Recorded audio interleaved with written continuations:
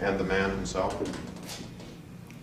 Well, in the 40s, I saw the American films of Renoir. The first one was The Southerner, and then eventually I saw Diary of a Chambermaid and a few other things. And then I had read about his French work, and I was familiar with his father's paintings. And then Renoir, in 49, I think, he came to Calcutta to look for locations for the river. I was an advertising man at that time, and it so happened that the agency where I worked was quite near the hotel where he was staying. So I just went and presented myself as a student of the cinema. And I got to know him quite well because he was comparatively free at that time in the evenings, and I would often sort of drop in. And later in 1950, well, he went back to Hollywood and then came back again in the 50s to start shooting. But I'm afraid I was not in a position to watch him work because I had my job. I went on a Sunday or maybe a couple of Sundays to watch him, and then I left for England. And it was in England that I first saw Renoir's French films, La Règle de Jeu and Partie du Campagne and all the rest of them.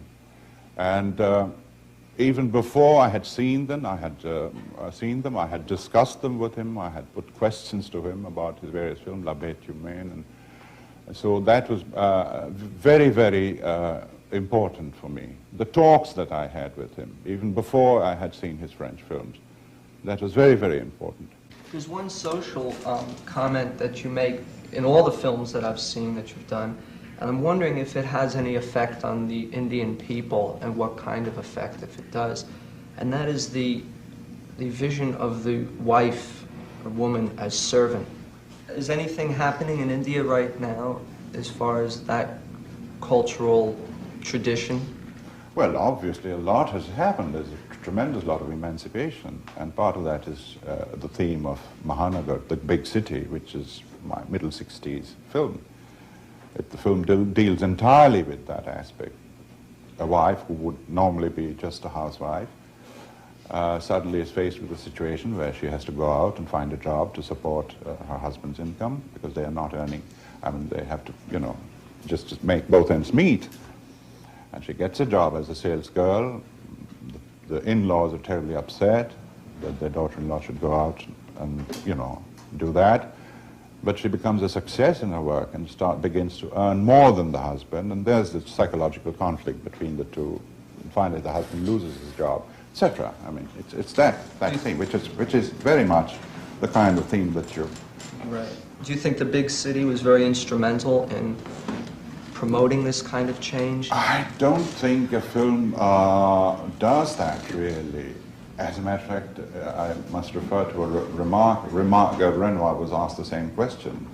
How much do you think, what kind of influence do you think has a film has on society? And he mentioned the instance of La Grande Illusion, which was made 1 year before the Second World War started. It was an anti-war statement, very powerful, but it didn't prevent the war.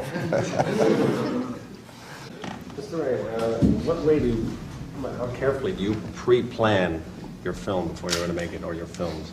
When do you illustrate them very, very accurately? Or... Yeah, I do that. I mean, that's been my practice right from the... Well, the first film had no proper script because the film was made while I still had my advertising job, and it was all in my head. It was shot on weekends, frankly speaking, over a period of 2 years. 2 years because for long stretches we had no money. That's why it took so long. And in fact, the film was shelved several times, and everybody was told that, no, that's all. We can't. But later on, I had to be very economical. And if you want to be economical, you have to be disciplined. You have to pre-plan to a considerable extent. And so everything is very carefully planned in my films. My shooting ratio, incidentally, is 4:1. It's been that all the way through. I rarely exceed it. And, well, there is room left for improvisation, particularly if you're shooting on location. You get ideas. A certain change of climate, there's some wind rises or clouds come and you have to do new things which are not in the script, and you find new camera angles all the time. But shooting in the studio, confined within the 3 or 4 walls of the set, you have to be very, very careful. And in any case, we couldn't afford to be wasteful in the circumstances which we were. I operate my own camera now. I've been doing so for the last 15 years. Not that I have no trust in my cameraman's operational abilities, but I feel that ever since we've been using an Arriflex, that is the best position to judge the acting from, is through the lens. And also, I noticed that working with non-professionals, they are happier if they don't see my face while I'm directing. I'm not sort of staring at them like that, and, you know. So they are happier, they feel more relaxed. And I enjoy operating, but I have a lighting cameraman. And of course, nothing, it's all done through discussions. And now I'm using a second cameraman. I started with one cameraman, Subrata Mitra, who was a beginner at that time. He was 21 when he shot the first film. Never handled a movie camera in his life. But I had to have a new cameraman because all the professionals said that you can't shoot in rain and you can't shoot outdoors, the light keeps changing, the sun goes down too fast, etc. So I had to have a new cameraman, and we decided on certain basic things. We were great admirers, both of us were great admirers of Cartier-Bresson, and we believed in available light. And we aimed at simulating available light in the studio by using bounce lights. And this is interesting because, well, this didn't happen with the first film, but with the second film, when we had to shoot interiors in the studio, supposedly houses in Benares, where there was a central courtyard with no roof on top, and the light all came from the sky, and it was a kind of top lighting, shadowless, that we started using bounce lighting with cloth stretched over, and the lights bounced back from those. And we had also had boards, framed white pieces of white cloth, large, enormous things, and bounced back from that. Except for night scenes where there is a source of light established, and you follow that source as much as possible. If it's candle, if it's lantern, if it's electric light, you follow the source. It simplifies things, you know. And later, well, I think about 7 or 8 years after that, I read an article in the American Cinematographer written by Sven Nykvist, saying, this was at the time of Through a Glass Darkly, I think, that they had invented bounce lighting. But we've been doing it ever since 1953, 54. So that's, there's a great deal of discussion between the cameraman and myself, but I compose my images and I operate them. There's a focus puller, of course, and there's a lighting cameraman. And everything is decided beforehand. With a color film, all the color schemes, every piece of costume, I go out myself to buy the material. And my scripts are all in visual forms. They're not sort of written documents which can be duplicated and handed out to the various members of the crew. They're just little sketches, frame sketches with directions down on the right-hand side and little notes on dialogue and camera movements.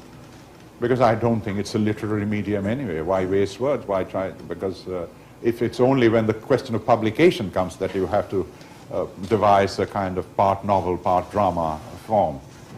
How has censorship affected your films? Not to any serious extent. There was, because I have more or less been oblique in my statements, even on human relationship. We can't afford to be too permissive, you know.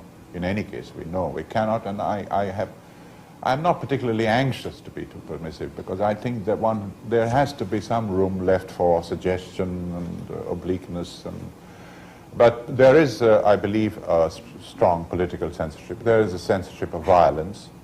I mean, there's a lot of fighting in the new commercial cinema, but there's no blood shown. Apparently, you're free.